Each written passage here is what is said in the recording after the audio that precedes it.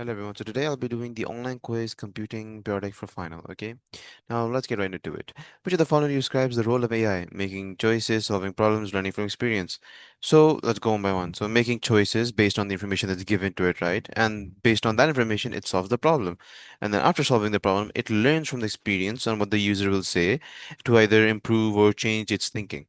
Now let's go to the next one. So are the following AI milestones from the oldest to the newest: D, B, C, D, A. Now, this is just facts. Artificial intelligence came first. Then we got a computer defeated a world chess champion, right? So they both were actually moving the chess pieces and thinking on defeating the other person. Now, after that, we went to D. Siri launched on the smartphones. The first AI that was actually on a phone, right? Then we had the AI helps doctors detect disease now because it's advanced enough, they can assist them. Of course, they can never fully replace them, but only assist them. Which of the following is an example of a prompt with a constraint? Write a story about a dragon that includes the word fire. Now, in this, it's the fire. Write a story about a dragon. The story, which we need to include the fire, is the restriction there. Now, let's go number four. Now, if you're teaching an AI to recognize an animal using images, the conditions are if the image pointy ears, it has a cat. If the image has bendy ears, it is a dog.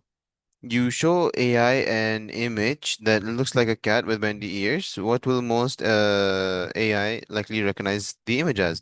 A dog because it has bendy ears. So it's looking at the bendy ears, which it shouldn't, right? So the way the AI can get better here, right, is if you show multiple types of dogs.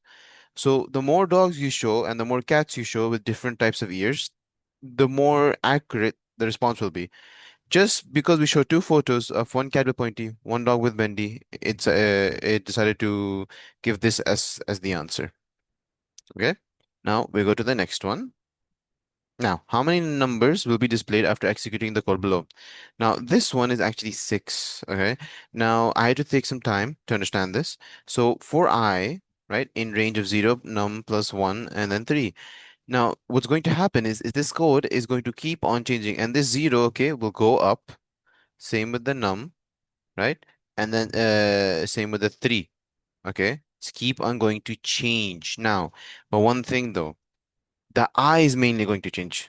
Not really the three. The num will go up, but then the main thing we need to look at is the zero. All of this matters, yes, but in which order, basically, right?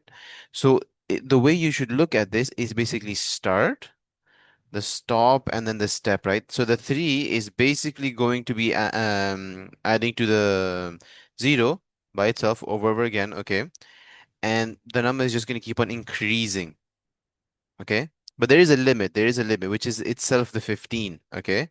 So this was just 15 plus 116, 15 plus 116. It'll keep on doing that again until the zero either reaches a greater number or is the same number.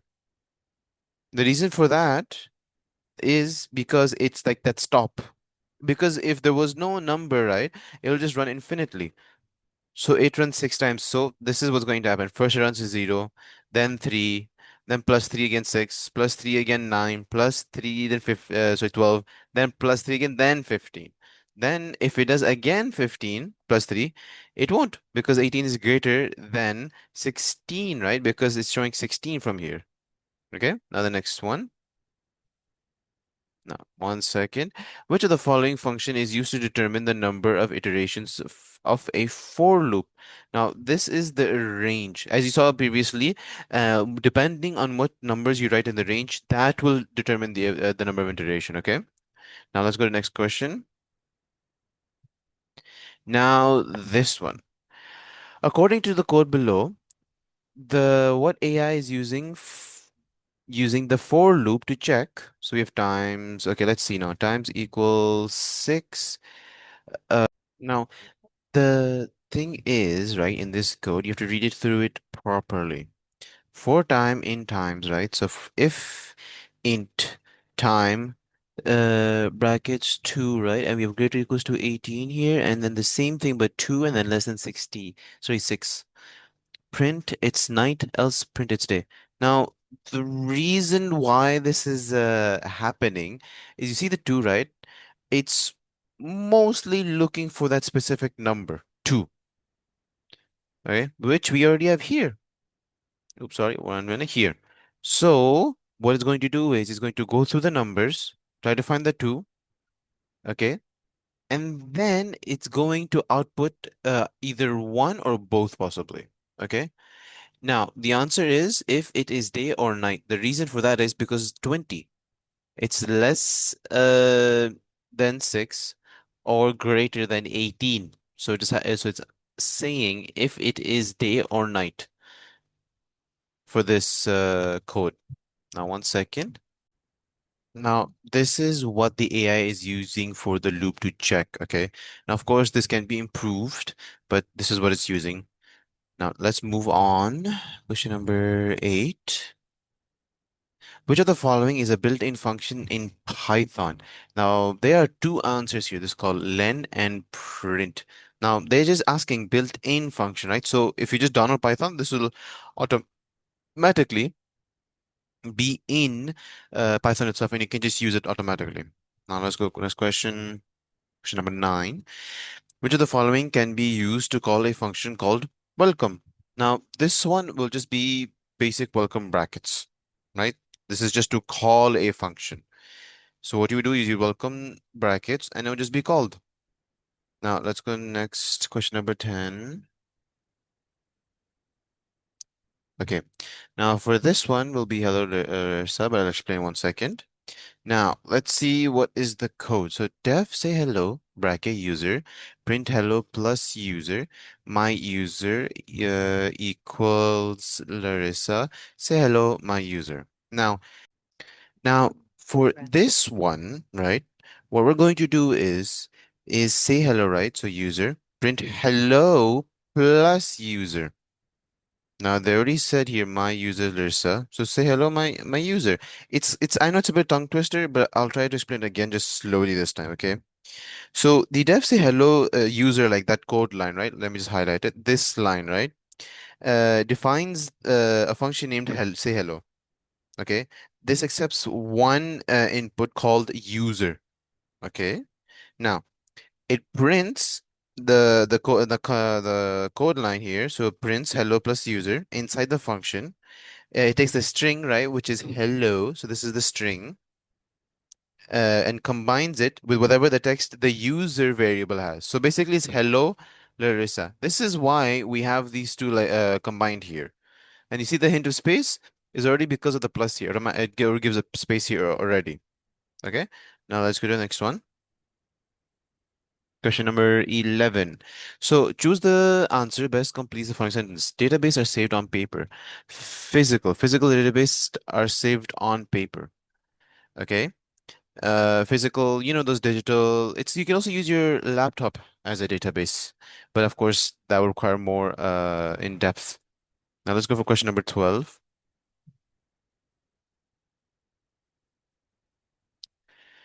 Which of the following are considered as advantage of electronic database? Now, this one has more than one answer.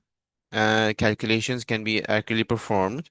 Reports can easily be created based on the selected data, right? So now we know another one should be sorting operations are done with a click of a button.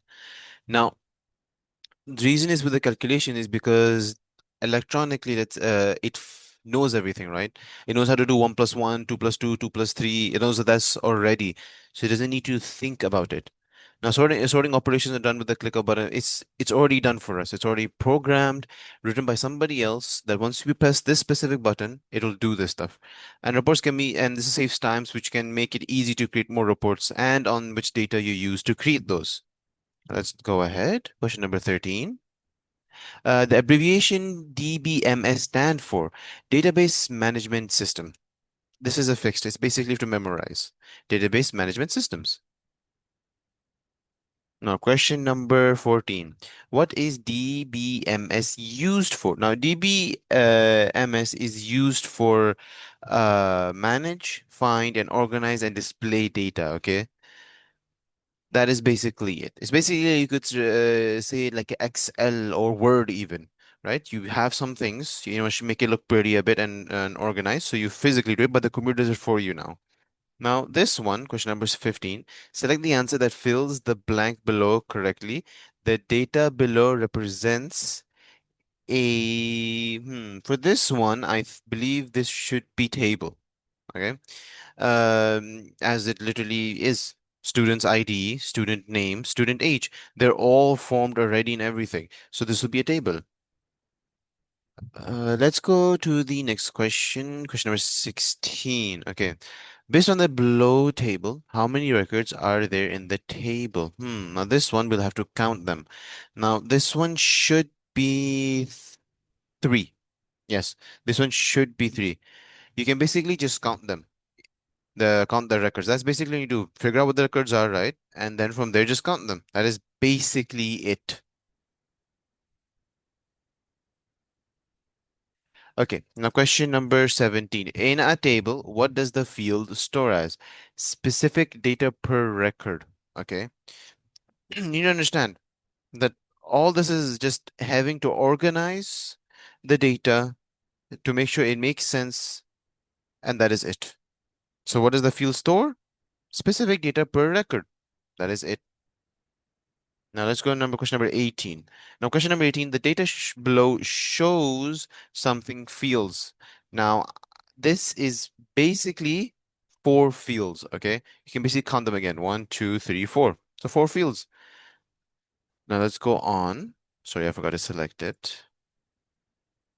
Which of the following option is an example of a query, right?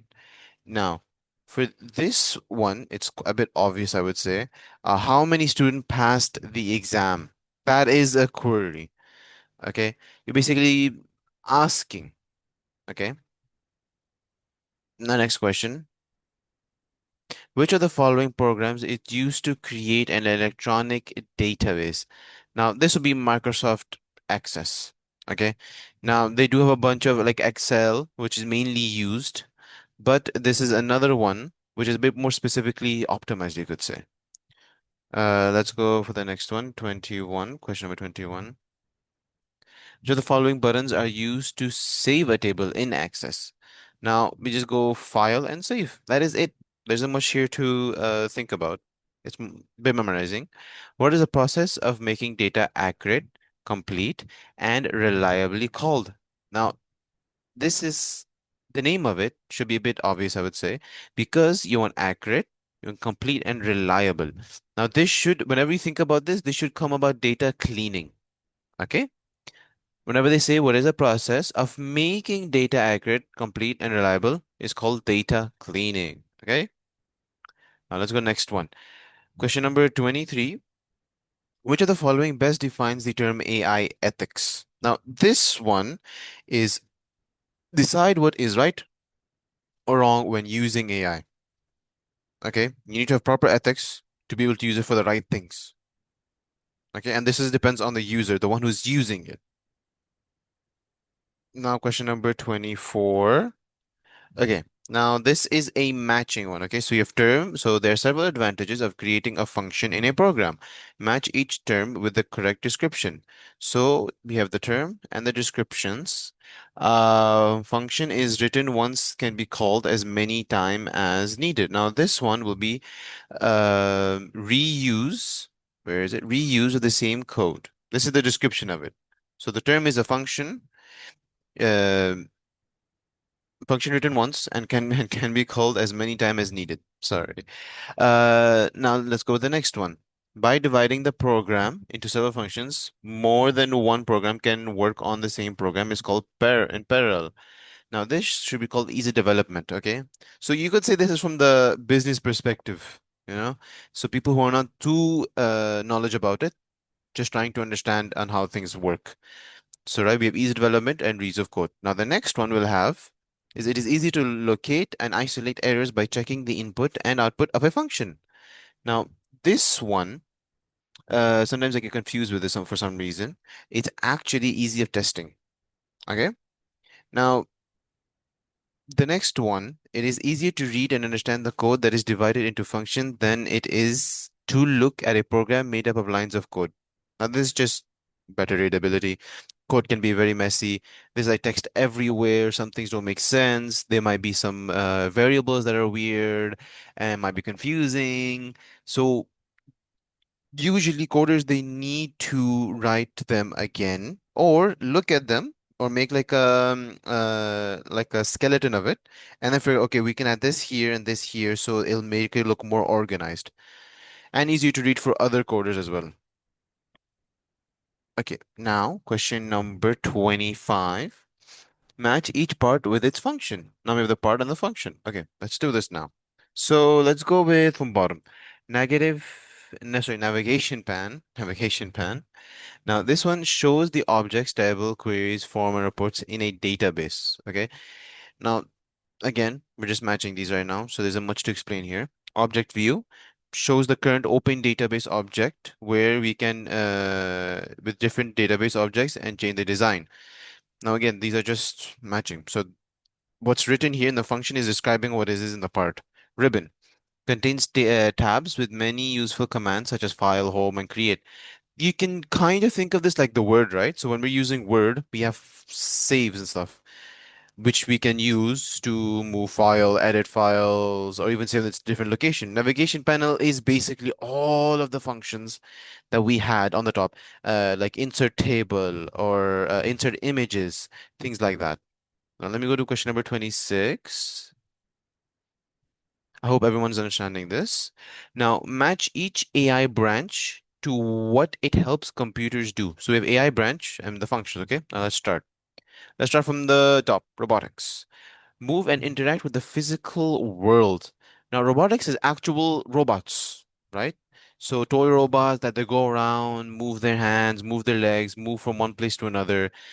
That's it. Now let's go computer vision. Now computer vision understands images and videos, right? So what we see. Now natural language process. Okay. Now this one is understanding and using human language, what we use, right? So basically English.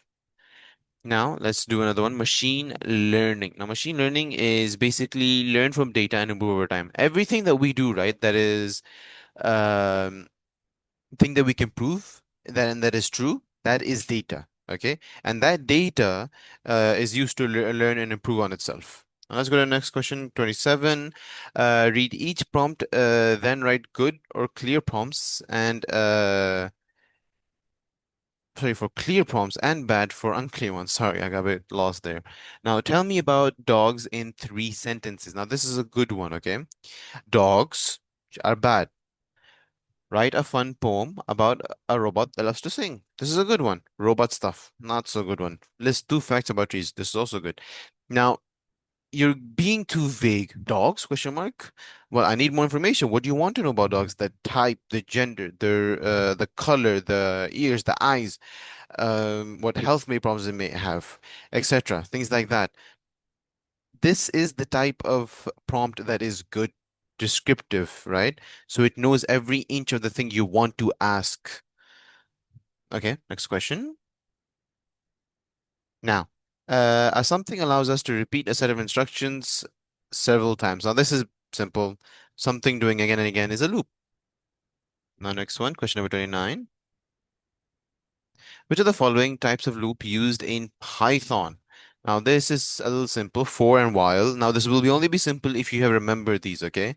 This one is just fixed. So, for and while are used for loops, okay, in Python. Now, next one. Now, something loop is a conditional loop that checks a condition and keeps looping as long as the condition is true. Now, this is called while, okay? Next. In Python, if the condition of the loop always remains the same, uh, true, sorry, oh, 1 second. I think oh, okay, okay. In Python, if the condition of the loop always remains true, the loop will never terminate, right? Making it a something. Now, this is infinite loop. Now, the reason for this is, right, it's never gonna stop, okay? As long as it's true, it will never stop running. And this isn't always something that's good. Depending on the use case and the scenario, this can be good and bad. Let's say you want it to check students, right? Grades. We don't want to keep on running, right? So, because then it'll keep on finishing. There's a limit. So we have to account for the limit. We can't let it just keep on running and running. Now, in Python, the something loop is an iterative, sorry, I don't know how to say the word properly, iterative loop that repeats a set of instructions. Now, this is for loop, okay? That is basically fixed. It's basically the for loop that repeats a set of instructions. There's a lot of ways to repeat things or like put in loops, but you need to know what they specifically do because all of them are different. They're not all the same. Now let's go for, okay, I in range and then print I. This is a basic, nothing too advanced loop, right? Just prints any number that is between these 1 and 10. So 2, 3, 4, 5, it can randomly, it can do it, or it doesn't order maybe. Let's go next one. So something is a block of code assigned a function name that performs a specific action or a task. Now, the answer is kind of already in the sentence is function. A function is a block of code assigned a function name that performs a specific action or a task. Now, think of it like a section where things are supposed to happen. Let's say I want to add some numbers. So I'll make it like math, the name of it. And then the user will input the two numbers in A and B, which will be like 2 and 5. And then this function that I'll call will take the A and B, 2 and 5, and then add them and make them into 7. Okay. Now in Python, the code makes up function is now we have options of formatted, highlight, indented, deleted, and copied to show that it is one block within the function. Now this is indented. Okay.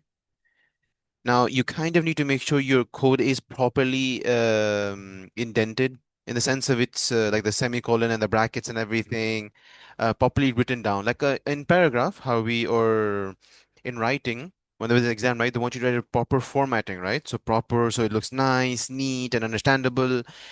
Basically, to some extent, you also have to do this in coding as well. So you have to indent it properly in some places so we don't get confused. Now, next one, question number 36. User can define a function in Python using something, keyboard followed by the function name, brackets, and a colon. Now, this one is def. I don't know if you remember this in the beginning. We actually did have a code that used def. So you can use it as a understanding by going previously. Now, let's go question number 37. We're halfway at least, we're more than halfway there. Now, when a function is defined, the instructions within it will not be executed unless the function is something from somewhere within the program. Now, this one's called called. I believe you're finally understanding on how these questions make sense and the answers. Again, we made a section that works, right? We just gave it a name. Okay, let's say this place that is running the code, right, is A or apples. We can name anything, right? In code, there is no limitations on naming whatever you want it to be, apples, banana, or even cars, or even fruits, anything. And it's called, right? So we have to call it. This is one of the ways where we can organize it, by the way. So it makes it look nicer. Oh, see here again, def hello. So this is also one way to understand how it works. Now, the created function is called wait one second. Hello, hello. It's hello. The created function is called hello. Now, def hello, colon, right? Print welcome to Python. Print hope you enjoy it. See? And the function is called hello. So see right here, hello. That's it. Now, question number 39. Piece of information passed to a function are called parameters. Now, this one I actually remember. Uh, now the parameters is the information that has been given by the user or pre-written already. Those are called the parameters. Now let's go to question number 40. To something a value, we add a return statement to at the end of it of a function definition. I'm not sure if I said that word properly. The answer for this one will be return. Okay. because we're trying to get something back. Sometimes they are in Python, there is a value called void. Now, in this void, okay, it doesn't actually output anything. So sometimes you have to use the return for it to output anything. Sometimes. It depends on the situation, the code. Now, next question, 41. Now, and something is a collection of saved information, okay? Now, this is database, okay? Collection of saved information, okay? Now, let's go next one. Something a database is a collection of information that is saved on a computer. Now, this is electronic, okay? Physical would be paper. If they ever reason asked, it would usually be paper. A table is made up of rows called records, okay, and a column is called fields. Now let's go to the next one. Question number 44. To create an empty database, click part two. Okay. Now, in Access, which is right here, it shows you like a little can with a folder. Now, you can basically memorize this image and make it remember that's in the database. Because if you think about it, whenever we do our final exams and we have our final paper, we would take them and put on our table. But this time, just think of the table of a circle.